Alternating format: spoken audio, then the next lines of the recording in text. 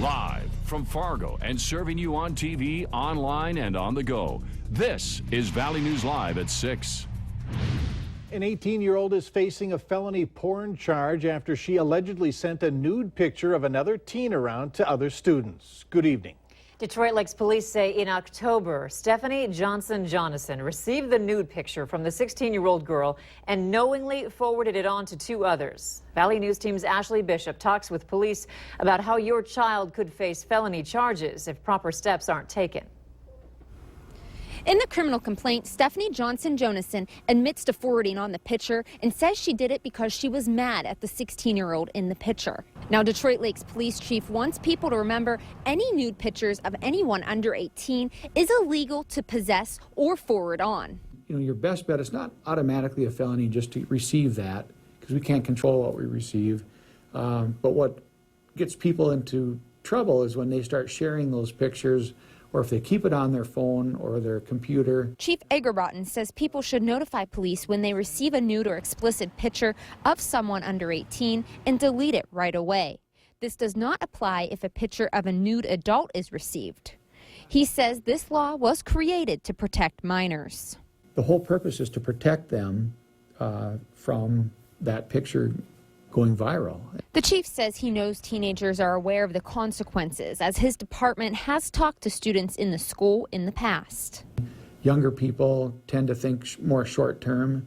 They're not thinking what this could do to their college career if they go to college, or you know, that they're potentially going to be having to register as a predatory offender. And so they're not thinking that far ahead. The police chief tells me he doesn't think the 2 other people that received the images from Johnson will face charges. In Becker County, Ashley Bishop, Valley News Live. The maximum sentence in Minnesota for disseminating pornographic work is jail time of 7 years or a $10,000 fine. Detroit Lakes police say this incident is not related to an investigation back in November of inappropriate images on a school-issued iPad within a messaging app called Meow Chat. Police say there's no update on that investigation.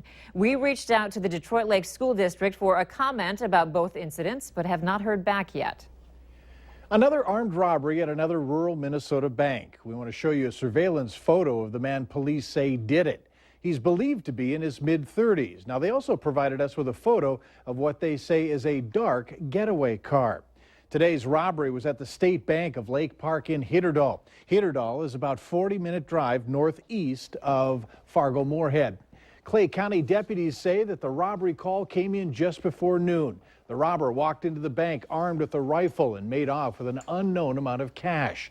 Within minutes, the area was closed off and investigators were poring over footprints in the snow. A canine unit was called. It found a scent that ended where the robber got into a car. Now, the bank has video surveillance, but it uses VHS tapes, is only black and white, and only takes a picture every 4 seconds. Well, it certainly doesn't help us after the fact with that type of video, the quality of video. What we're asking is if anybody in that rural area saw anything around at 11:40 a.m. today, whether it's somebody suspicious, somebody driving around town. And if you do see anything or know anything, you're asked to please call the Clay County Sheriff's Office. It wasn't long ago a bank in Rothsay, Minnesota was robbed. We're getting a few flakes, certainly nothing compared to areas to the south of us. Let's go to Hutch to find out what we can expect tonight. Hutch? Thanks so much, Andrea. If you're out and about in the FM area, we've had a few light flakes of snow measuring up to about 0.2 of an inch here in South Fargo. A little bit more north near Ada, and that snow is now wrapping up while we're seeing another band develop in Richland County. That's moving towards Kindred at this hour, is also stretching all the way down towards Foreman and into the Aberdeen area of South Dakota. Temperatures slowly falling into the teens as drier Canadian air works its way in. Speaking of the big storm, the Twin Cities, southern Minnesota, no travel is advised. If you do have travel plans in that area, make sure you download that free Valley News Live weather app for the very latest, the interactive radar as well. Be aware that the weather down to the south of us is quite hazardous indeed. Yeah, you certainly don't want to be caught in any of that. Right. Our outlook for the weekend ahead here in a moment. All right, thanks, Hutch. The man wanted by police in Fargo and Moorhead since yesterday is now behind bars. The Cass County Jail says Josh Ashenko was booked into the jail about 10 last night. He's facing several charges, including shoplifting, failure to appear, theft of a motor vehicle, and violation of the 24/7 program. Moorhead police say the Metro Street Crime Unit has been working to find Ashenko for several days. The Fargo Police Department is notifying the public about a high-risk sex offender living in the area. According to police, Ramon Martinez is currently homeless in Fargo. Martinez was convicted in 2001 and 2007, both for corruption of a minor. His victims were acquaintances, one 15, the other 16 years old. He is a lifetime registrant. Some shocking numbers have been uncovered related to heroin use. The North Dakota Department of Human Services says the number of people being treated for addiction and heroin use has skyrocketed over 1,000% in 2 years. In mid-2013, just 17 North Dakotans were being treated every month for addiction problems, including heroin usage at Department of Human Services counseling centers. Nearly 200 people every month are now being treated for addiction problems. That includes heroin. All the young people that are shooting up, it's you know, and listening to them talk about the process, like, well, I'm with my dealer, and, you know, it's like he's giving me lessons how to shoot up and how, you know, like this whole instruction thing And these kids can be, how young are you saying? 15, 16, 17, 18.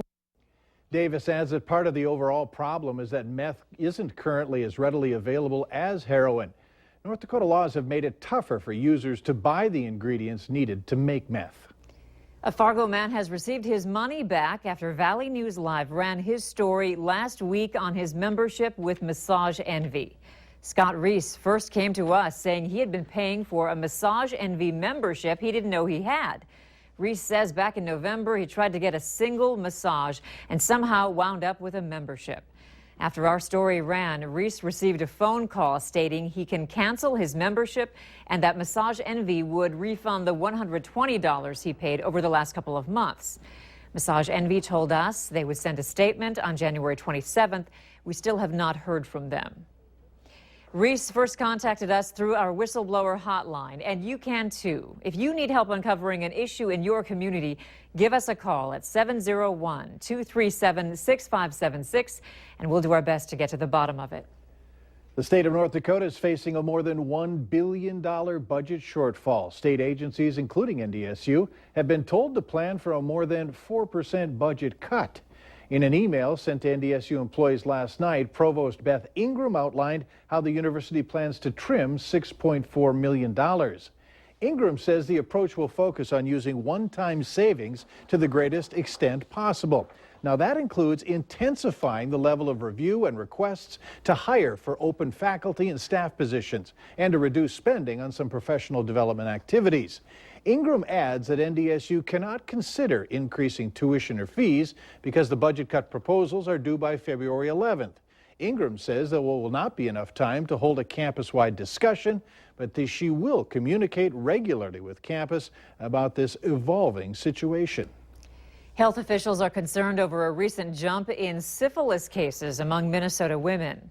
Preliminary data for 2015 shows syphilis cases in women were up 63% compared to 2014. The increase is occurring mainly among women of childbearing age in all racial and ethnic groups, including pregnant women. The Minnesota Health Department's preliminary data shows that half of the pregnant women with syphilis were from Greater Minnesota and half from the Twin Cities area. Within the past 6 months, 3 infants born to mothers with syphilis during their pregnancy were reported to that department. It's Tuesday, and that means it's time for another restaurant report card. Tonight on Valley News Live 10 at 10, we'll show you which Fargo restaurants passed the test and which needs to clean up its act. We spotted something today being built in South Fargo. Later on Valley News Live at 6, we'll tell you what it will be. Some light snow here in southeast North Dakota. The rest of us, just a little bit of wind and cool air from this major storm system. An hour-by-hour forecast for you to plan the rest of your week is coming up right after this.